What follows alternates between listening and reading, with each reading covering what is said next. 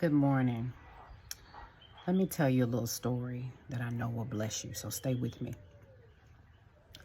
When I was a little girl growing up in Mississippi, during the summer months, my mom would send me to my grandmother's house in this little town called Kankakee, Illinois, which was right outside of Chicago.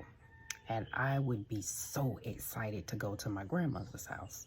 There were two things that I knew was waiting on me. Number one was my grandmother, and number two was her garden. She had this little small garden on the side of the house.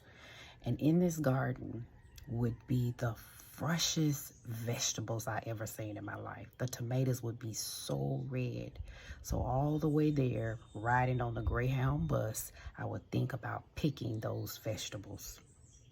So me and my grandmother would go into the garden and I would watch her. Before she pulled the vegetables off the vine, she would inspect the vine. And if the vine looked damaged or if the vegetables looked damaged, she will pull the vine out and put it in her apron and later throw it away. She pulled it up and she would replant or pat the ground down, replant it or do something to it. And I often wondered, why would she do that? Because I'm like, man, why didn't she just leave it there? But she didn't want that to spoil her crop. So let me share with you how this relates to your life. The Bible tells us we reap what we sow. In Galatians 6:7-9, it tells us we reap what we sow. What God is saying here is that the habits we create has a fruit. That's a spiritual principle. It works whether you believe in God or you don't believe in God. It works.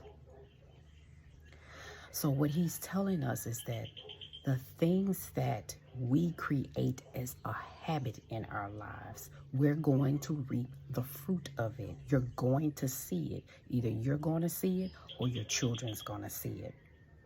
That's why it is so important that we train up our children in the way that they should go.